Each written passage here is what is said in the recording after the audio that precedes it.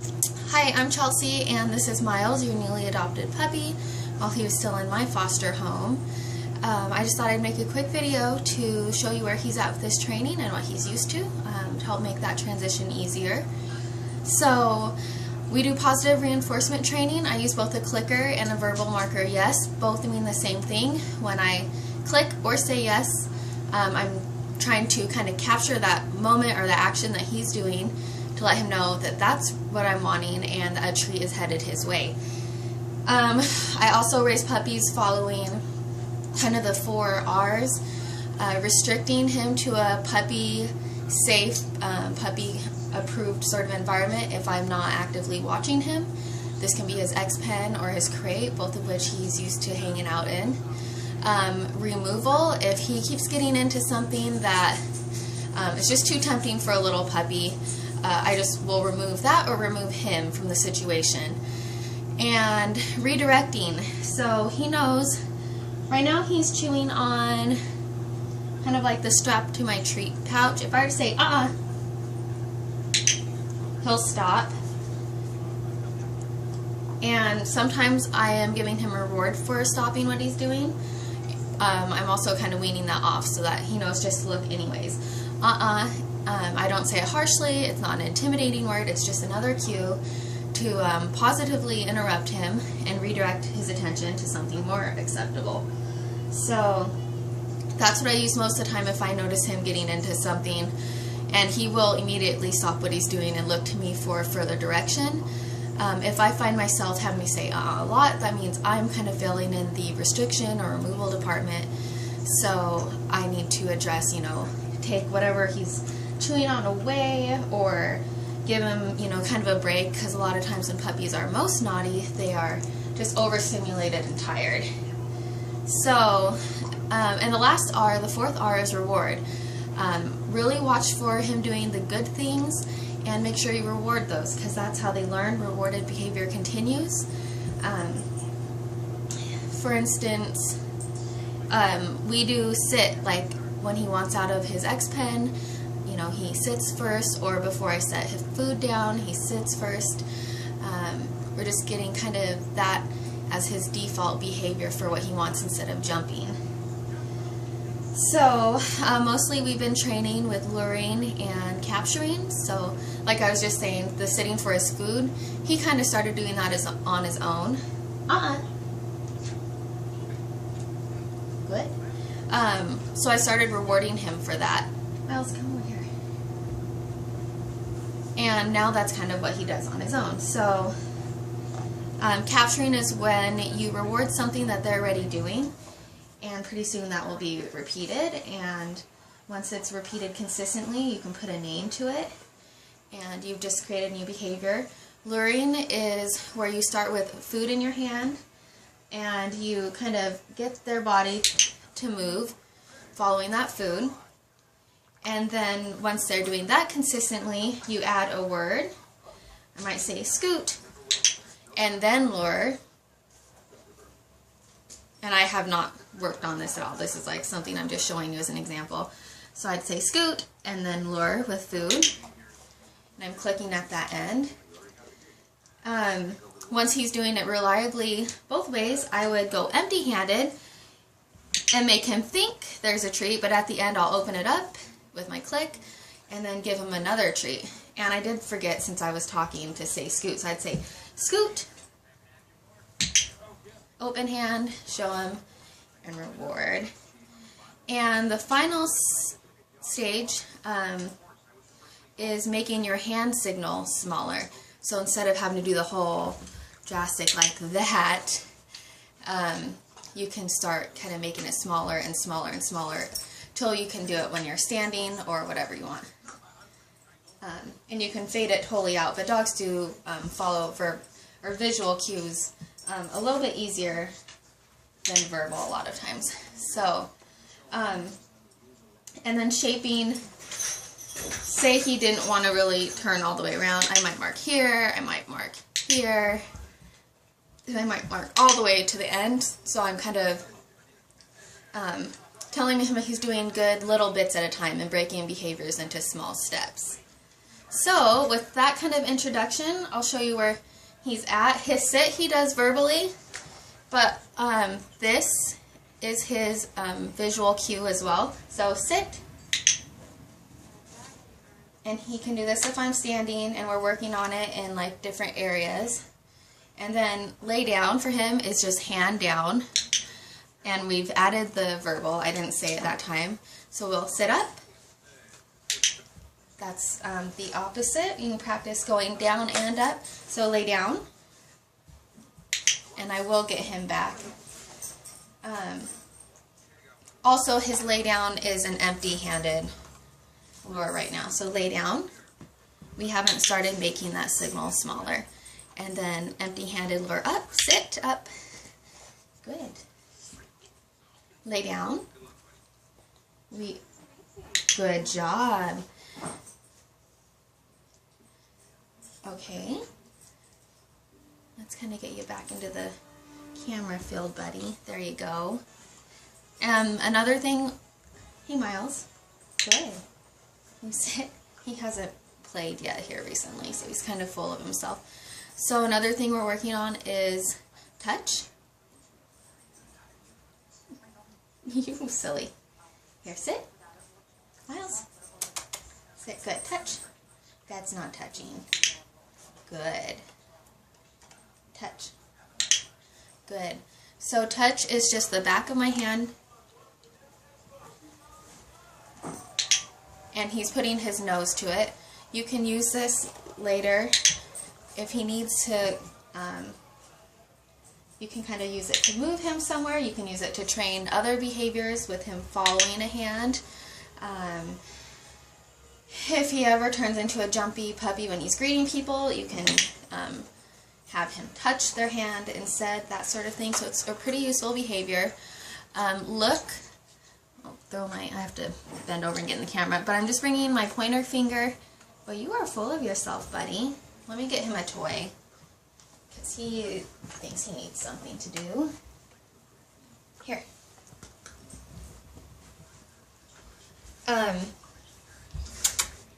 Look. Miles. Oh, now he's busy. So look is just pointer finger to your eye, and we're also working on, good. We've added the verbal. If he isn't, oh, there he goes. If he isn't doing it, sometimes you can ask for a sit, and that will often get them to look at you. Miles, look. Good.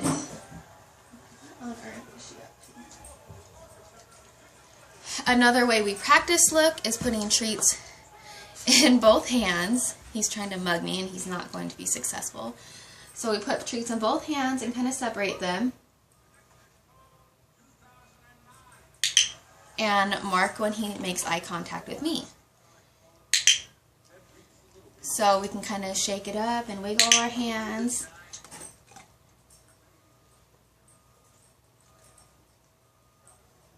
Make it a little more distracting. And then we can say, look, right there. You saw him trying to mug me a minute ago. We can go back to our leave it. So to practice leave it, I'm putting treats in my hand. That was a bad click then, but click equals treats, so follow through. Putting treats in my hand, leave it. Closing it and saying leave it. It's just a normal tone. Again, we're not just trying to intimidate them to leave it. Leave it. And when he looks away or quits messing with your hand, you can mark and reward. And don't let him eat from your hand. Make sure you toss it to him or take it out with your other hand. Leave it. Leave it. And then you can move it closer and closer to the floor. See, I don't even have to tell him, he knows to leave that. Kind of last step, you're going to start covering it on the floor. Good job. Leave it. Oh, he cheated, meaning I failed that time. So anyways, he just stole from the pile, but that happens. Leave it. Good. Leave it. Good boy. So you can also start kind of setting him up for success. So have him on a leash and put like maybe some food on a ledge and walk him towards it. And just say leave it like normal and wait for him to not approach and then mark and bring the treat to him. So we just covered look, sit, down. I'll show you crawl. He's still doing empty-handed lure. And we've added the word to it. So Miles over here. Good boy. Good. Crawl. And again, you say the word just before the hand movement. Crawl. So that word starts to predict what he already knows. What else? Did sit down, look, leave it. I'll show you up. Miles, up. I teach up to teach them off because it helps off. Helps so they learn both behaviors. Because sometimes we want them up there, up. Oh my goodness, almost. He can jump up here. He normally dives up and down repeatedly. Miles, off. Good job. And teaching and working with them off on different surfaces. Good. Miles, off. Miles.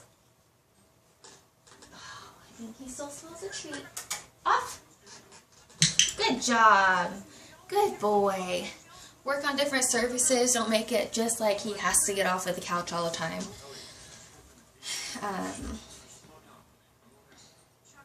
So yeah, I'm just kind of pointing. We do that with, good job. You want to go up? Good job. Do that with little platforms around the house. Good. Off. There you go.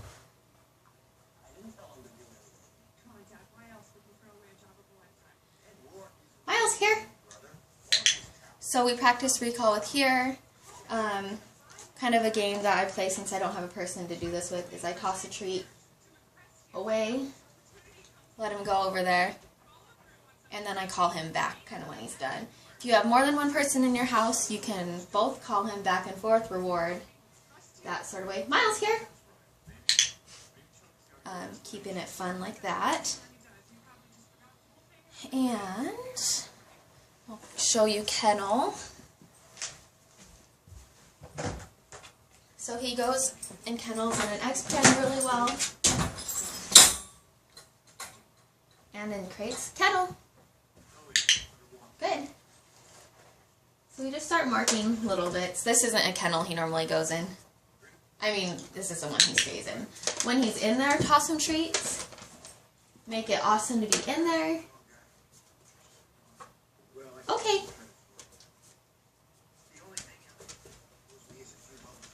Miles, here. Good job. Eat that over there. Okay, kennel. I'm marking his entrance, giving him a treat when he's in there.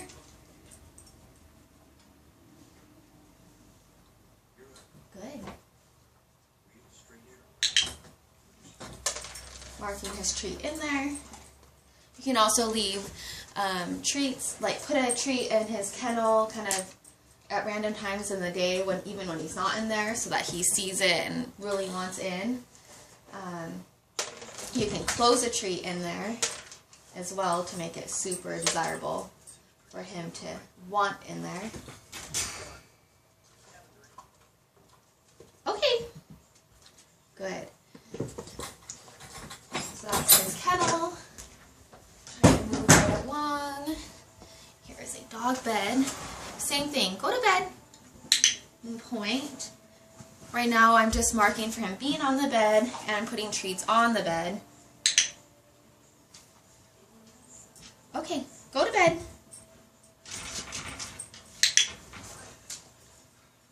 Treats on the bed. And then as you build this up in your home environment, you can start having him lay down for it. Keep tossing him treats. You can start lengthening the time between the treats. Good. Okay.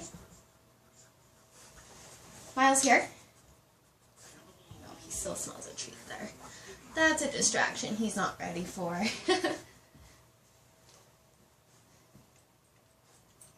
Good boy. Good boy. Okay, go to bed. Good job. And see, he just offered to sit there. And this is only the second time we worked on go to bed. So he is a little smarty pants. Especially if you break it down into the right steps. You go over there. Okay. Good job. So I think I just covered kind of his basic house manners. Sit. Good job. That we've been addressing. I showed you crawl, which was just kind of for fun. Oops. Down. Good. Crawl. Another fun one we just started a couple days ago. Okay, over here. Sit up. Good. Miles. We lost him. Sit. Which brings me, I guess, to a point is you want to keep sessions pretty short.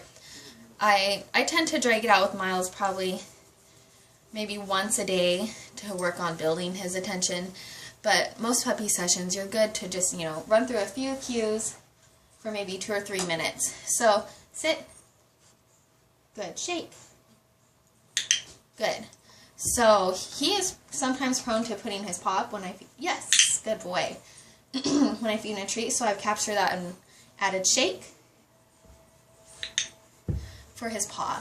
So, that was a no treat. Pretty much for everything we're working on, except for the look where I have treats in my hands, but for luring, he doesn't need treats in his hands. You want to fade that out really quickly. So we're doing empty-handed lures and working on pretty much fading the signals. You might want to go a step back though and making sure you're saying the cues beforehand and making sure that's still really reliable before making your hand signals smaller and smaller. And also, we practice in different rooms in the house just to let he know sit means sit everywhere. Dogs kind of learn in very context-specific ways, so they might learn sit in the kitchen when you're dishing up food, but they might not know that sit means sit in your office. So you want to practice that everywhere. Also, things aren't necessarily learned all the way or reliable unless you started proofing them, which means you add either, and you do it one at a time in the beginning, one of the 3Ds, which are distance, distractions, and duration. So say to add duration for down, I might put treats down while he's in his down. Fast step first and then slow it. And then give a release word at the end to build up that duration. And again, you'd start in a low distraction environment because you're only working on duration. If you wanted to work on distraction, you might add a great toy right here while you're trying to get his attention somehow. You wouldn't focus on duration or distance, meaning like from you or the dog. You just work on distractions. Miles! Good. You can also use his name as a positive interrupter. You want his name to be very reliable at getting his attention, and you want it to be a good thing. So, good job. Okay, there's your toy. So distance, duration, and distractions are things that you build up with to make sure that they learn that behavior in a variety. Good boy. Like in a variety of challenges, I guess is a way to put it. So, we just showed you kind of his fun. Oh, here, touch. Excuse me. And then a final one that we started is spin. Empty-handed lure. So, Miles, spin. Like that. And eventually, you know, you can kind of make it just a hand twirl. Good boy. Here. you eat on this for a minute. So, other things. We covered his positive interrupter. Like I said, you use like or his name, redirect him with something appropriate. I use outside and inside if we're headed out in the yard or headed back in, so he can associate that. His 2 words for going to the bathroom are, oh my gosh, I don't like to say them inside, but go potty for pee. He always says that first, and then he follows up within like 1 or 2 minutes usually with poop, and that is do your poops, which maybe I should have picked something a little less descriptive, but Miles. I know, you just want to play tug right now. So, tug and play roles. He knows to sit before he reaches for something. Let me grab one of his tugs. Miles, sit. And we've been practicing on building, sit. Practicing on building kind of a distraction. I'm kind of shaking the toy up here is why he's jumping. Yes! Good boy. And after he sits, despite me kind of teasing him, I'm going to say yes and let him tug. Now, you want to have some solid rules, including you start the tug game. Sit. And if he drops it, he has to sit again. Yes! Good boy. And then drop. Good job. I start the tug game. Sitting starts it. And then if his teeth touch my skin, game's over. And the final one is getting him a solid out, which is something we kind of just started. You saw, Miles, drop. And I use the word drop is what he's learning. So, yes, good boy. I've got treats in one of my hands, not the hand that has the tug. I'm going to put my hand with the treats by his nose and say drop, click, and let him have those treats. And he is also starting to get it without treats in that hand. Sit. He's feeling a little rambunctious today. Good. Sit. Yes. Good job. And you want to practice this when he's not too fired up.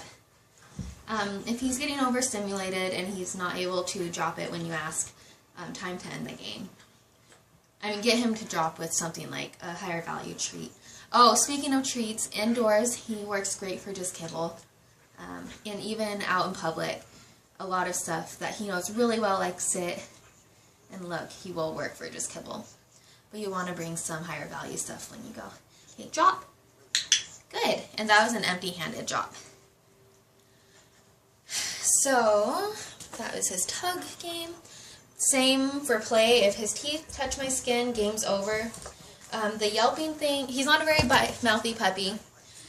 When he does get mouthy, yelping doesn't do much for him other than make him a little more interested in you. So what really gets the point across is me just standing up and leaving, turning my back on him for a minute. This doesn't happen very often because I know if he's mouthy, he's like way too tired because he's not a mouthy puppy. Speaking of tired, he's used to sleeping in a crate, but he also spends some alone time in an X-pen in the mornings after his potty. So this week we're really pushing for a full 7 or 8 hours in his crate with no breaks. And he will, if he's whining in a crate or an X-pen, it's because he needs to go out. And he will usually like run towards the door too if he's loose in the house and needs to go poop. So, those are all kind of the cues we're working on. The other things we're working on are socialization, which you're still going to need to focus on. This isn't just to people. This is to places, things, sounds, textures, kinds of machineries, movements. And you want to keep it positive, so always have treats available. So you want him to form those good associations. You don't want him to be scared. And if he is scared, don't force him into something. That doesn't generally help. You want to take some, maybe give some distance between the scary thing and him and give him some treats to help him learn that they're not so scary.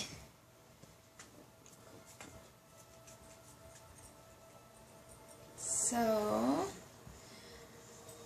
we're working on body handling. So, Miles, you have something good. Well, actually, we'll address this. If he has something you don't want him to have, always trade and trade up, meaning give him a higher value something. So that toy is pretty novel. It's not a toy, even. Hold on one sec. I'll let a dog out. Okay, one of my dogs needed to go outside. So you want to trade up when you're taking something away from him, meaning give him something better. And what you might think is better might not be better for him. So I just have kibble. I have a little bit of a freeze-dried treat in my hand and like a chewy treat. And I'm just going to come over and take that away. If it's something that isn't dangerous, and this isn't dangerous, so I'm going to let him have it back. Let him have it back every once in a while so that he learns that your approach doesn't always mean he's totally losing that item. And that time I'm going to take it away, but I'm going to make it better because I'm going to play with him for a minute because he wanted something to do. So that's going to help prevent resource guarding or him just running away and playing keep away. Another way to help prevent resource guarding is if he has something that he likes, whether it's food or a chew treat or a toy, just walk to him, drop a great treat, and leave him alone. Oh, he's going to knock the camera over. Miles, what's this? Okay, I'll fix the camera. You can also start, if he's playing, Miles, playing with a toy, you can pet him and give him a treat and let him keep playing. But all those things will help prevent him from becoming a resource guarder. And body handling. My hands are gentle hands. I don't do anything rough with him. I sing with my voice. He's only heard soft, kind tones from me. So if he starts to mouth, like he wants to eat my sweater, I'm going to reach, click, because he's doing something good. Reach, click, doing something good. We do this, we tug at his ears, clicking while we're doing it. His ears. Give him a treat. We do it to his tail. We work on this every day. We practice touching him. Oh, he wants to knock the camera over. Another thing we do, not often, but is teaching him to kind of relax in this position. And you can scratch his belly and feed him treats just so he doesn't feel super vulnerable. And then we say, okay, yeah. So he learns to relax, you know, in close contact with us. You can start working on restrictions. Restrict, click, reward. Restrict, click, or mark, and reward. To help him learn to relax on you, you can also, like on a daily basis, get like a chew, hold it in your lap so that he's laying on you and doing something good and calm. So I'm going to walk by and show you if he were to like, today he's been kind of wanting to eat my ankles. But he's not right now, so he's getting rewards. If I'm walking around the house, Miles,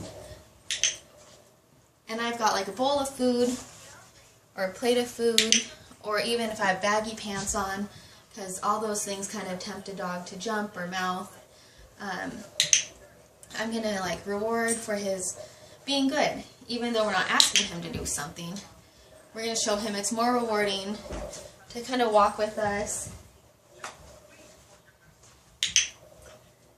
and, you know, not attack us. Same thing with the leash.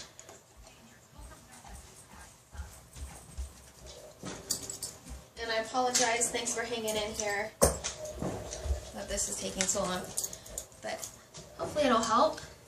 So leash time. If he's walking with me, I use the term with me to kind of get him to follow me. We don't work on a formal heel yet. Miles, with me! We're teaching him to keep that leash loose. Elsie, stay over there, babe.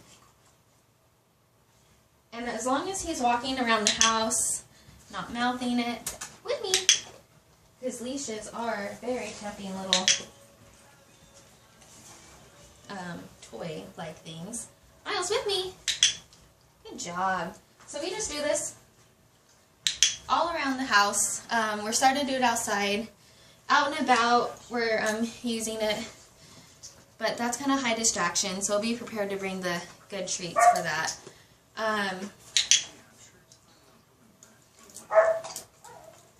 Don't let him get in the habit of tugging the leash unless you plan to use like a leash tug as a reward. Not many people do that are just, you know, in pet homes. So I'll be right back to get a dog inside.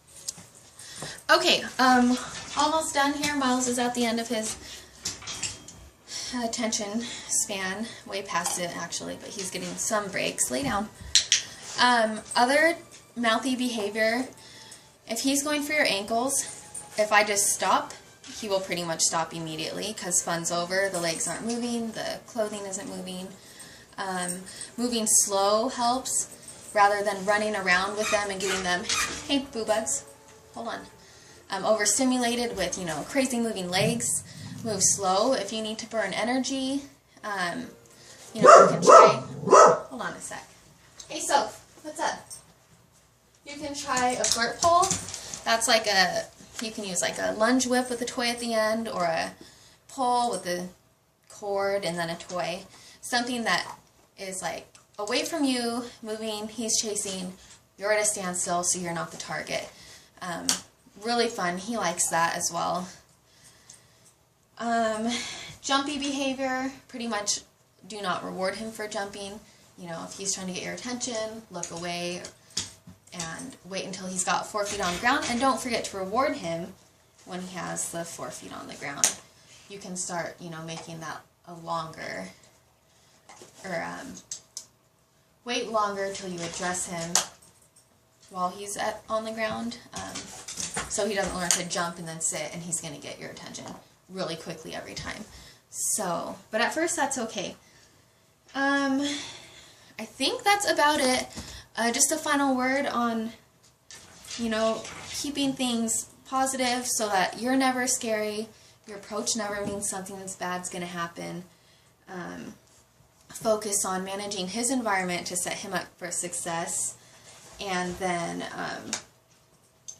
rewarding him when you see him doing things that you approve of. It could be something as simple as, you know, like laying down and playing with this toy. If you reward it, you might be disrupting him, you know, at that second, but that behavior, it's going to repeat itself. So the little saying is, rewarded behavior continues, and that's very true. Behavior that isn't rewarded does not continue, and it'll eventually go away. But you have to be careful with that, that nothing in the environment is rewarding him. So if he's like trying to sniff something, you're not rewarding him, but if he's still sniffing, he's getting that reward if he was pulling on the leash. Hey champ, hold on buddy. Loose leash walking. If he's pulling, right now he's at the age, you know, you can really establish, if he's pulling, you're stopping and not going anywhere. But it also helps, are you going to knock that over? You are. It also helps to do a high rate of reinforcement. So walking on that leash, which disappeared, as you're walking, click and treat, like every step at first, then every other step, and then, you know, every 3 steps, so that he's learning the right place.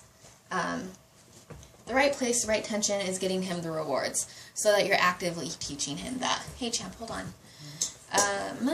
I think that's it. Thank you so much. I hope this helped a little bit. Let me double check my list that I didn't. Oh, sleeping habits. He sleeps in his crate. It's by my bed, kind of eye level. You do or you don't have to do it that way. I mean, hey Miles, drop. Good. But he sleeps really well if he has some, like a big plushie in there to snuggle with. Much better than if he's alone. And I also keep a rawhide in there at nighttime, which I'm sending you some home for that purpose. That way if he wakes up in the middle of the night and he needs something to do, he has something available without waking you up.